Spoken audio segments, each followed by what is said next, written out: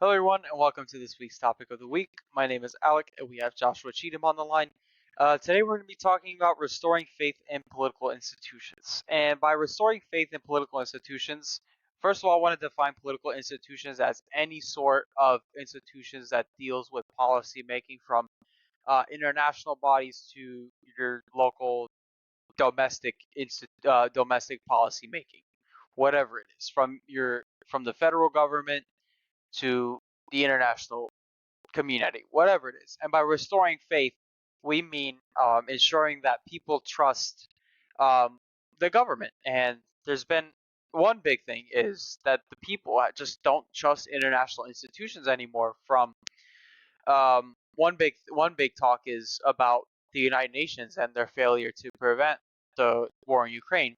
And secondly, another thing is the International Criminal Court and the Court of Justice, where they failed, where Putin is going to these countries that are part of the ICJ and ICC, and they're not arresting these countries, or these countries have made promises to not arrest these to arrest Putin, even though he has a warrant out for his arrest. So it's this types of things that test our faith in these institutions internationally and domestically. Yeah, and we would bog you down in statistics, but you can look those up on the internet. We want to discuss exactly what we feel the solutions are to fixing and restoring faith in our governments. Because if there's one thing that we know, especially if you live in the United States and you're listening to this podcast, in the recent election in 2020, only 63% of people had faith. um, Somewhat was the 63%. Somewhat meaning they kind of have faith in government. There was only 63% of people. That's not good. It's not good at all. And I'm sure that those sentiments are being roved around Europe right now with the populist and conservative revolution versus the liberals. They're just not. Everyone's so polarized in this world. And then we look at the UN and how people look at the effectiveness of what they do as a body, the International Court of Justice as well. Heck, NATO, for Christ's sake. Some people don't even trust NATO to do its job. So, what we're going to look at today is exactly what we think should be possible. And for me, I focus a little bit more on government in terms of the federal governments of the world, and Alec is focusing more on um, the international level. And so we can, International bodies, yeah. yeah, international bodies. So we could do a little back and forth.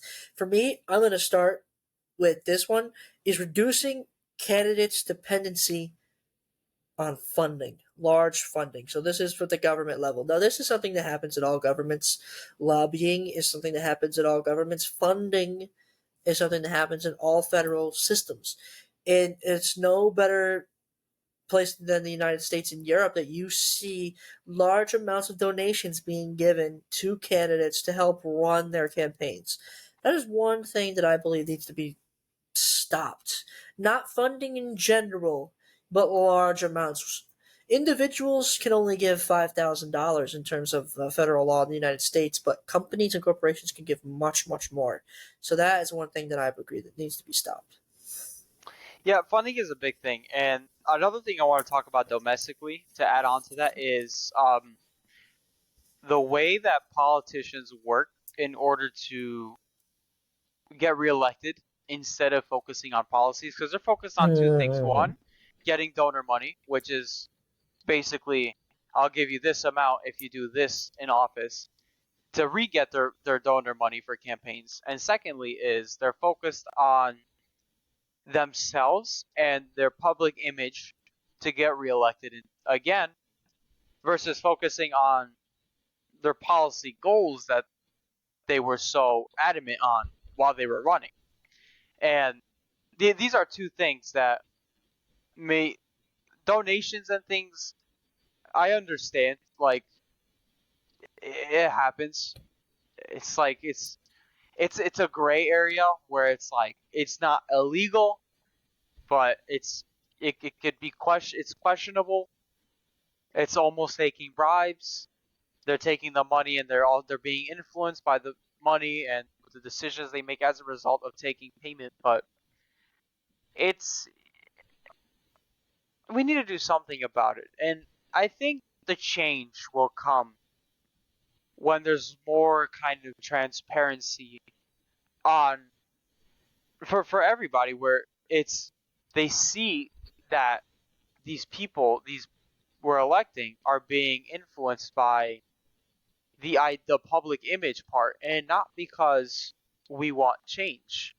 They don't these politicians, I personally feel, they don't really seem to care about what we what we want policy wise, what we want international wise, what we want to see more domestically. They're so focused on themselves and their donors that we're just numbers to politicians. Yeah, and I really like your point. One thing that I know I like to vote on is when I see policies being pushed that they promised that they were going to push when they got into their office. And in terms of what congressmen in the U.S. or parliaments and other governments can do, there's a lot of nuances. I understand there's got to be gives and they have to give and they have to take. Uh, some things when it comes to policy, make sure that the opposition has things that they want, compromise. That's normal.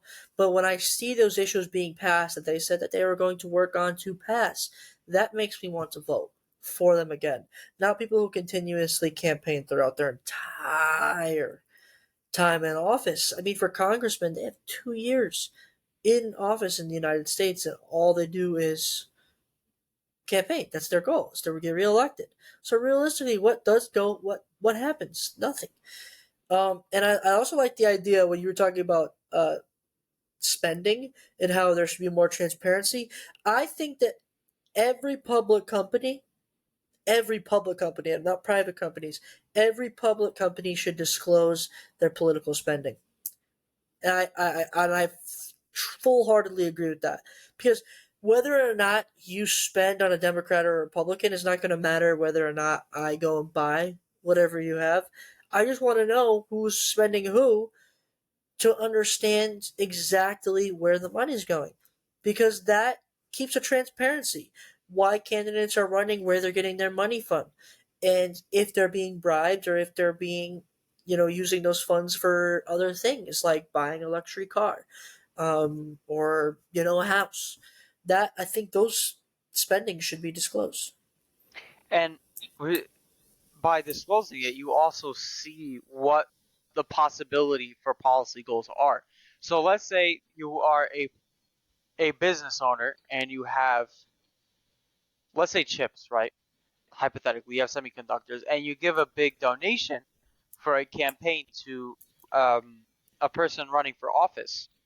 Their policy goals are going to be orientated um, based on semiconductors, because there was probably a collective bargaining agreement saying, "Hey, listen, I'm going to give you this much.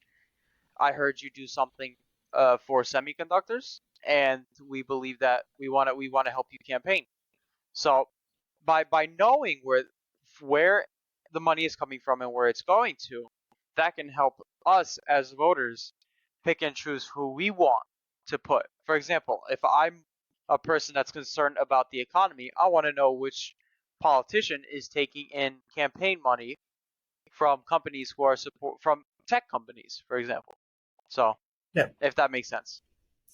No, it makes perfect sense, and it just increases transparency, really, with between the people, the federal government, and corporations who are, lobbying to get their goals across because they have the money. And so I think that's a great transparency part. Hmm. And another thing I want to talk about in restoring faith in political institutions is term limits. Um, Yes. so off camera, we were talking about this, and now I wanted to bring it up. It wasn't even on my list of things I wanted to talk about, but if we want to restore faith, there should be no one the age of 65 over in sitting in office. They just don't have the physical and mental capabilities. I mean, look at Senator Mitch McConnell. He has frozen up twice or three times on stage, and they claim he's okay and that nothing's wrong. But he's not okay. He's going old. He's not fit for office, and we need to have term limits. I myself do not trust anyone that old running policy, creating policy. I just cannot trust someone who's freezing up on stage. And it's not just that, it's just like it's science. It's You get to a certain age where you're just not mentally and physically capable, and we need term limits if we're going to restore faith in Yeah, I and it's not just the United States. I'm talking about term limits just everywhere, where governments around the world should implement a minimum age and a maximum age. Yeah, I agree. And term limits, what they also do is they allow for new ideas to come in. Because for me, these politicians, especially in the United States, are there for life. They're for lifers, and I don't like people who are like that, who are politicians for life.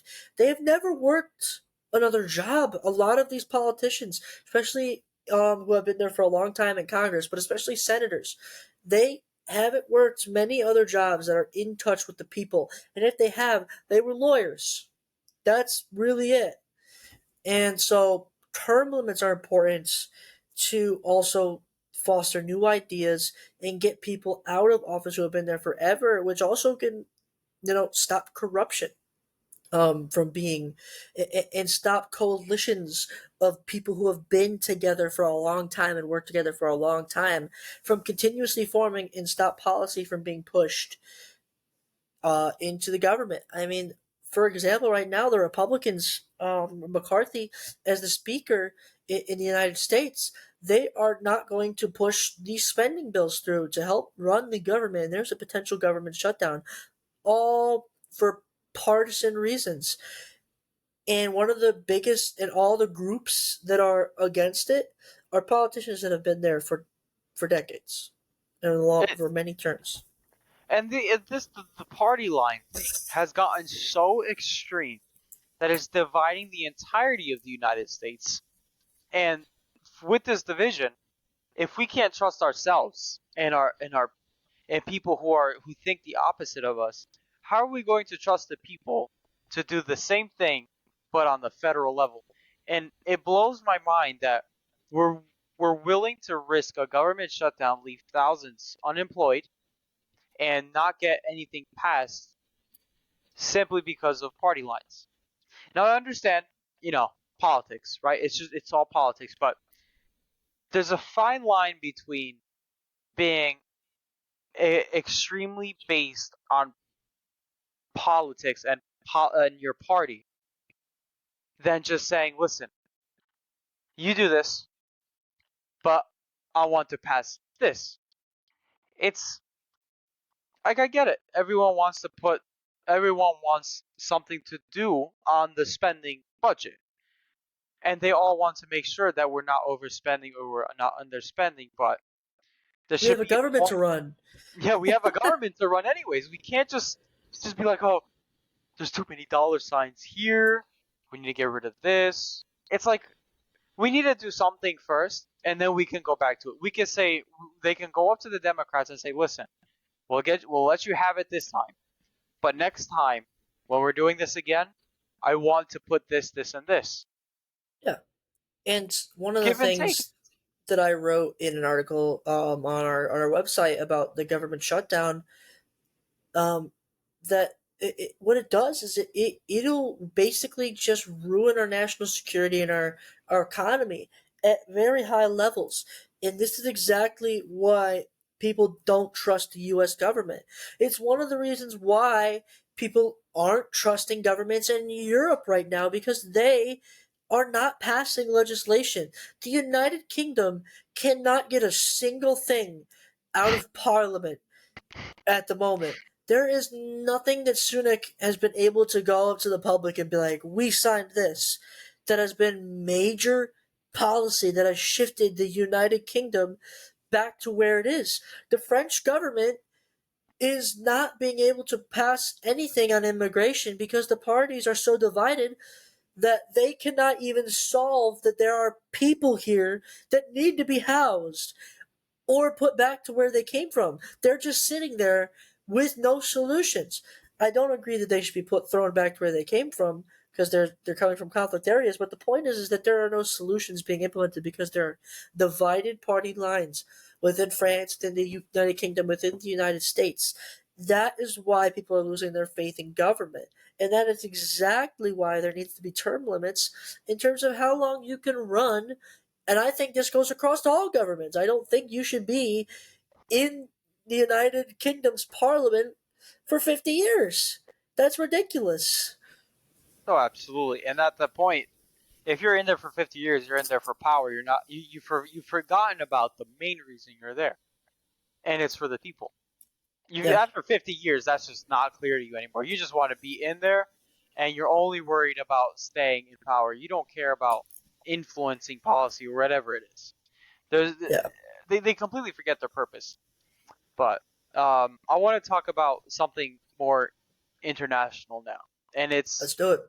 it's transparency on these international. I want to go from policy making to the spending portion now, if that makes sense, Josh. So Yeah. I want to start international first, and the first thing with spending is these international organizations, right? Okay.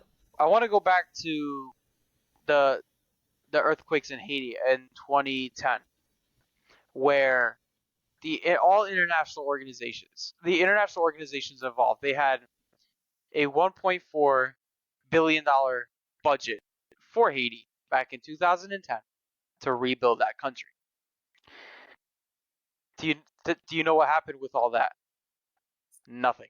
Nothing. Yeah. 1.4 billion gone. There is 6 houses that were propped up. Everyone else was living in tents.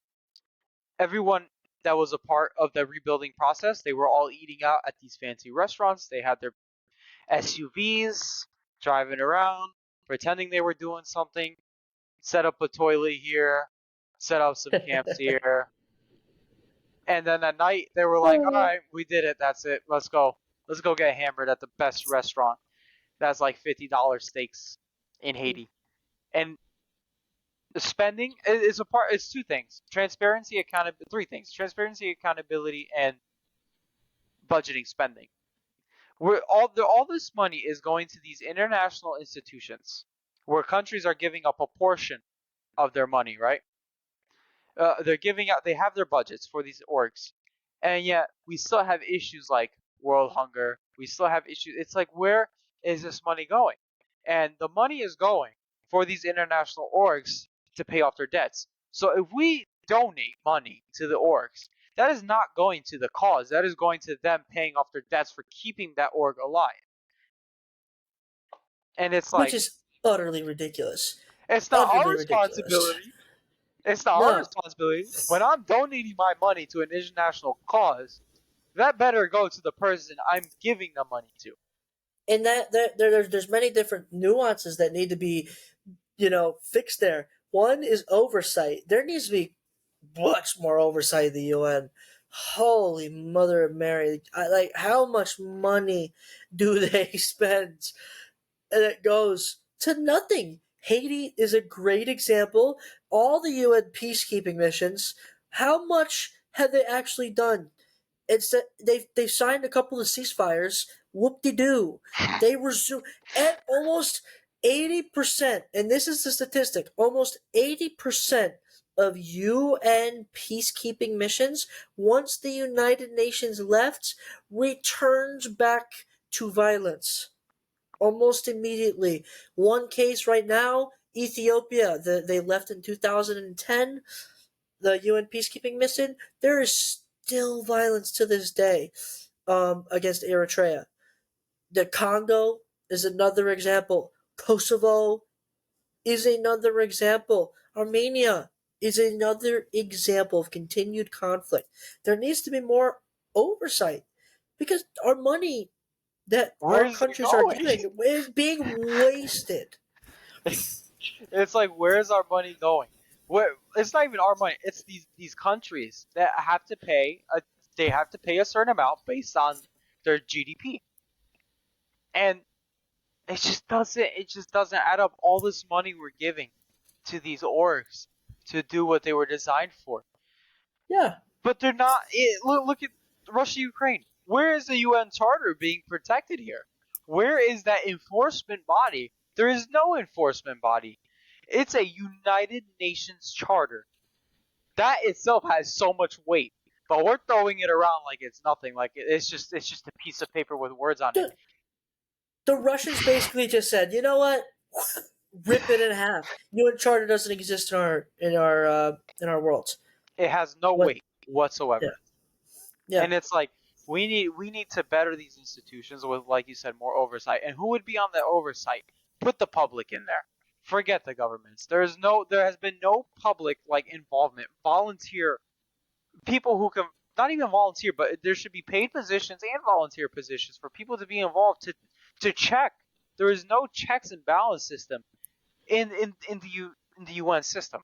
There is no checks and balances. They're just writing off checks, doing whatever, not enforcing anything, having a few dialogues here and there. I mean, what happened at the UN General Assembly this week? Is there anything?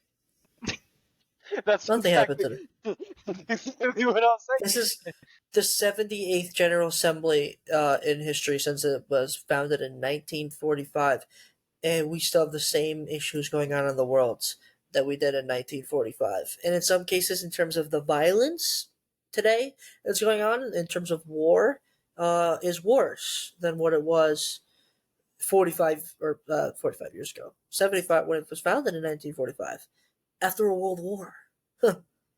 Like, it's ridiculous. You remember when Elon Musk said he was going to, we've definitely talked about this before, but this is just an example. Remember when Elon Musk said he was going to, the World Food Program said $6 billion would solve world hunger, and Elon Musk was like, okay, I'll sell $6 billion in Tesla stock. Show me how you're going to do it. And yet we never heard from the World Food Program since. Oh no, they made a video, right? And it said how this much would be used or this, but it wasn't. It was just like a bunch of just words like how we're going to use the money, but it wasn't a balance sheet. Elon Musk said, "I want a balance sheet of how each dollar is going to be spent." But and that's exactly what I'm saying. They don't have these international orgs. They just don't have the capability to commit to things they say. And it's like, why is that? For one of them is the internal agreements and disagreements that happen within the debate process, and overall just conversation and dialogue. There's so much just like back and forth and unnecessary back and forth, where they go through the language and they're just like, this needs to change. We need to do this. Change this. I mean, if anyone has read a resolution. It could be a General Assembly resolution, whatever it is.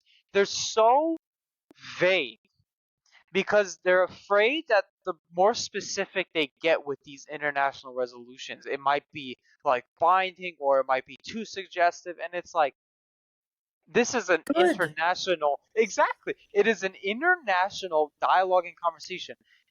If 193 member states agree with it, and majority rules.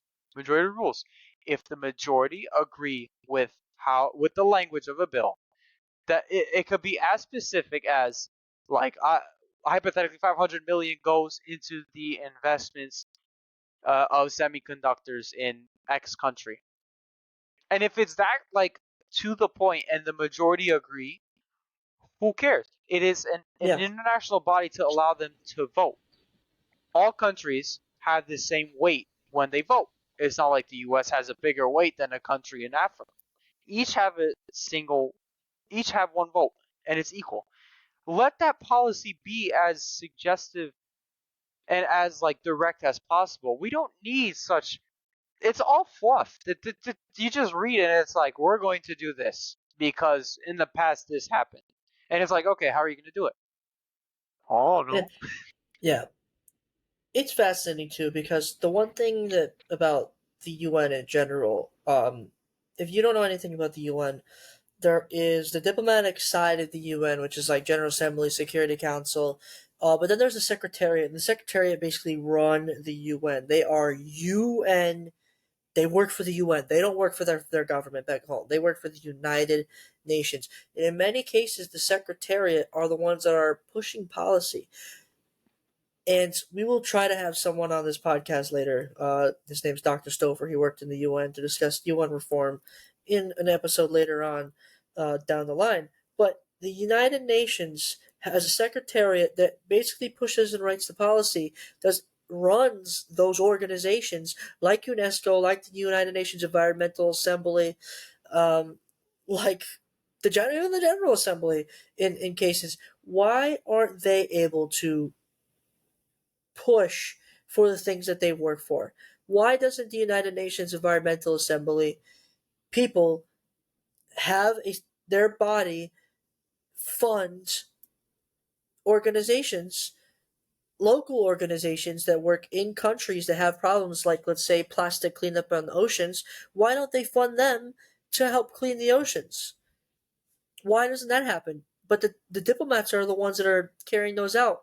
But the Secretariat should be the ones doing that in many cases, giving that funding to those countries to clean up their oceans. That is a UN and that country working together, or that organization that could be an NGO that is working together to clean up the ocean. And that doesn't happen very often. No, and it probably won't happen at all.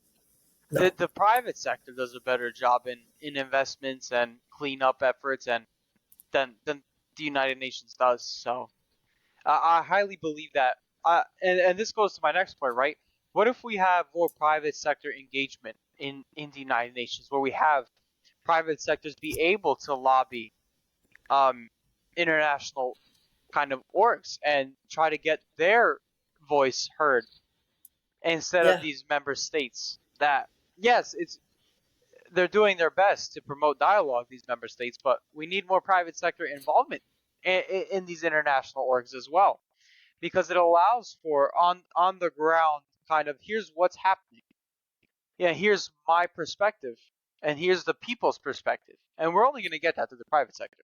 Yeah, and I don't know if you remember when we were at the WHO in Switzerland, the lady said that the private sector is not allowed to work with the UN because it's going to be seen as like bribing, which I think is ridiculous. In every government around the world. Yeah, the private sector has the ability to help influence policy. If the private sector wants to donate to a cause, let them donate to the cause. What does it matter that they're a private sector and their money may be seen as influencing policy? So what? So what? If they want to donate $10 million to the World Food Program to help solve world hunger and they're influencing policymakers, good! That's $10 million that's going to feed people. I think that's an utterly ridiculous thing that the UN has in place that doesn't allow the private sector to be engaged in the United Nations and in world problems. And the United Nations is like, we want more private sector engagement. But when it comes time to put these people in the private sector to show up to these conferences and to have these discussions with leaders of member states, it's like, no. We can't have this. The other thing is we're severely underfunded. Private sector comes in. Oh, we'll give you money. No, you're going to bribe us. Like, oh my god! Do you want the money or not? Here's what I don't understand. You get the money. You get the money. You have control over the money. Dude, if somebody is stealing from the United Nations, do they understand the backlash of that?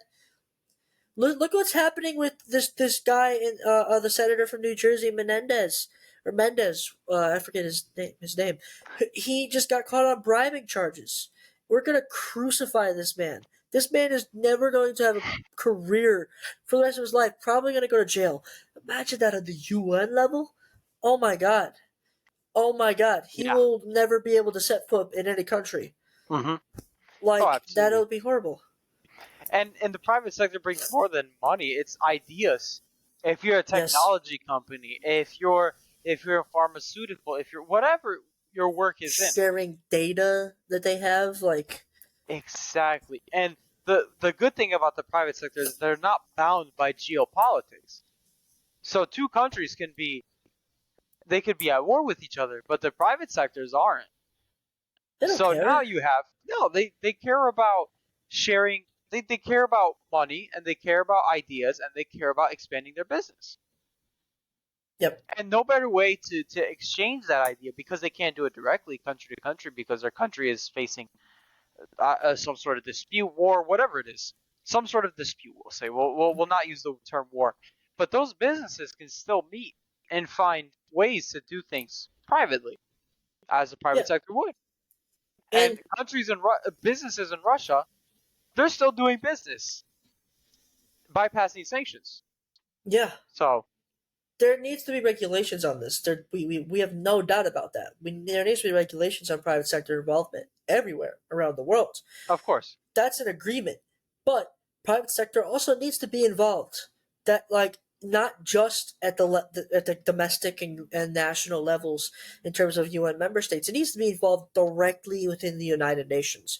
There should be partnerships at the United Nations when they sign legislation or create working papers that turn into documents that have private sector companies signing on to those documents. Imagine the power and the weight of a UN document going through that's on, let's say, the topic of ocean cleanup or nuclear energy, peaceful uses of nuclear energy, and a private sector company has their names stamped on that paper saying that we're going to invest that working paper that we're going to invest in nuclear energy that's going to help power millions and billions of homes around the world. That holds a lot of weight, also holds a lot of capital in the ability to actually do that versus you worrying about a member state holding up their end of the bargain by signing that paper because that paper is not uh, a binding document. But for a company that signs that paper, they see an investment opportunity in having a nuclear power plant being set up because they're going to make money off of that. They're going to have more incentive to do so. money, it improves what it improves livelihood. It does what the UN wants to do, and it's improve life. And Yeah. and that's why now there could be a sponsor section, a signatory section, and then like just the people section where we have people sign on to these documents, and people have a voice, and they can get this kind of faith in international institutions to do what they want. Now people Yeah. might be thinking like, oh, are we going to put all businesses in? What if some businesses are conducting things illegally? And of course, there should be limits, as Josh said.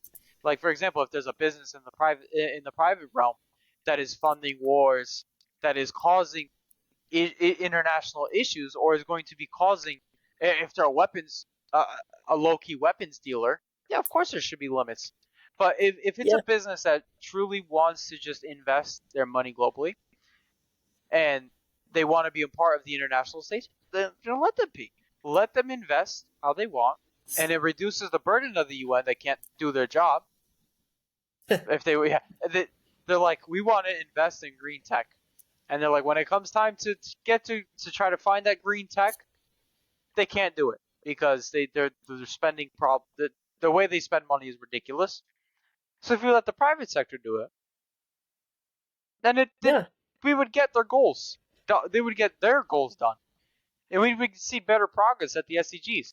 Because recently I heard that the SDGs we're nowhere near achieving Oh, we're the. far behind. I think we're like 15% of 15% of completing those 2030 goals, and it's like where it makes me think sometimes like, what if we had more people just come out and be investors and be entrepreneurs and use the international system to build what they want?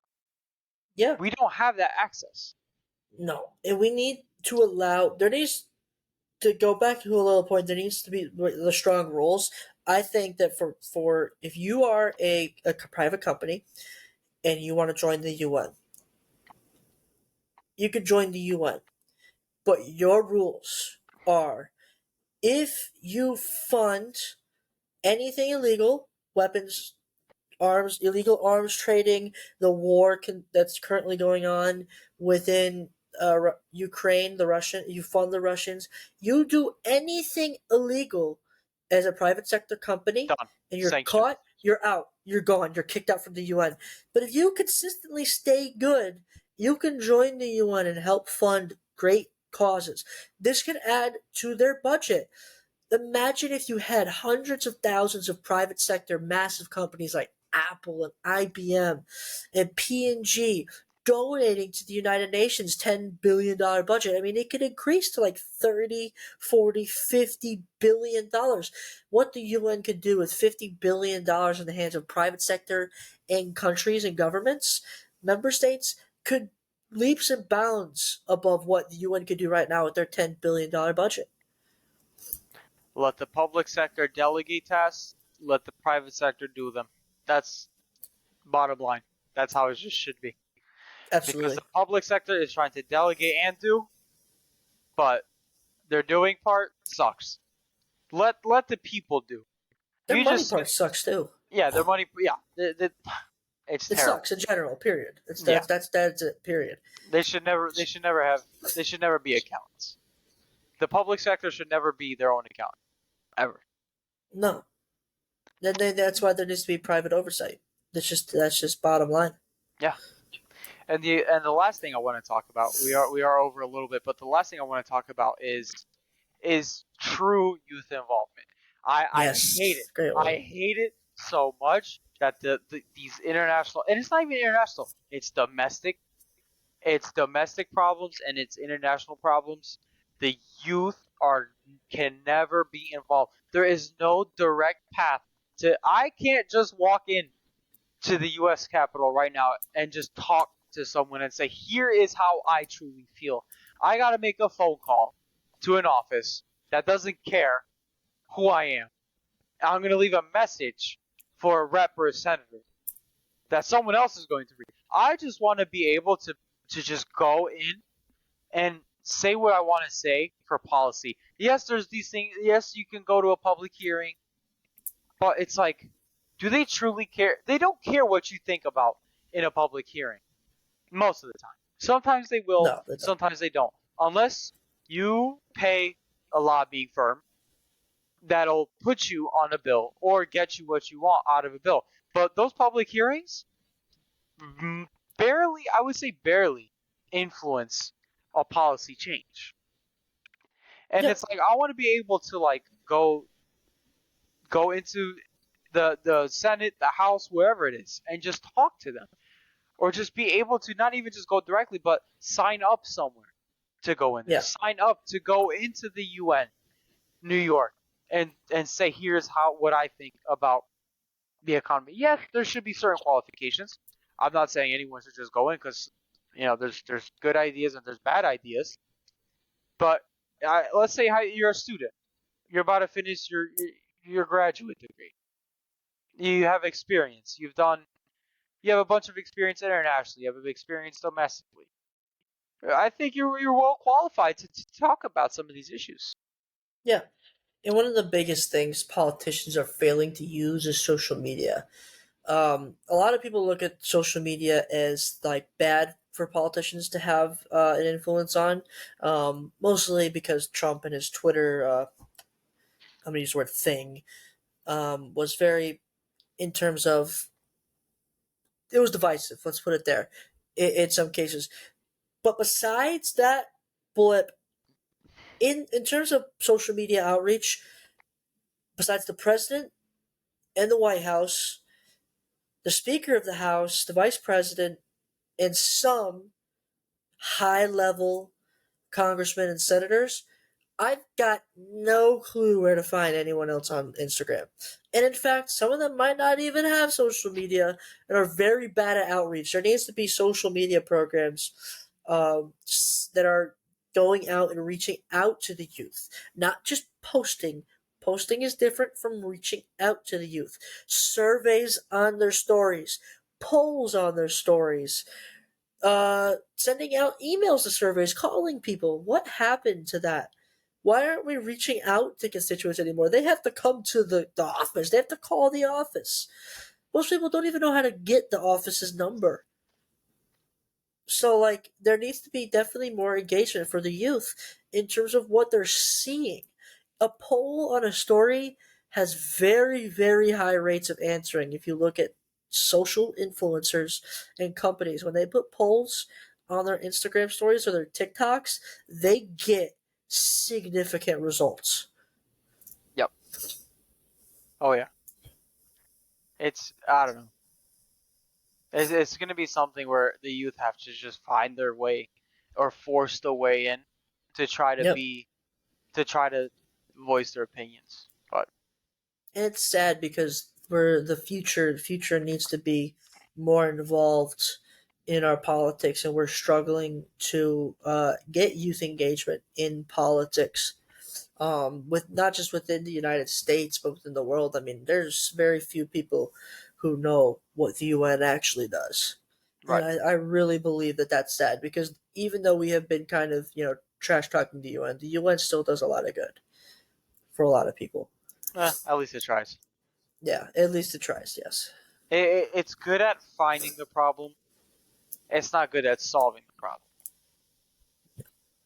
But that's all I got to say for this talk. Yeah, If you got a anything else little to, long one. a little long one, but it was a good one. Absolutely worth it. People Oh yeah. need to realize that the government is people don't have faith in it, and also the government's not really giving you anything to have faith in. Right. So, So yeah. We hope you enjoyed this week's topic of the week. If you have any suggestions for us, I think you can leave reviews on Spotify. You can send us an email. You can reach us out on our social media, whatever you want. yeah, But yeah. leave comments on our Instagram posts on what you want to Oh hear yeah.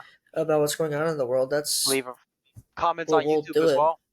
Comments Yeah, on YouTube, whatever you guys want. So thank you all for listening in, and we'll see you in the next one. awesome.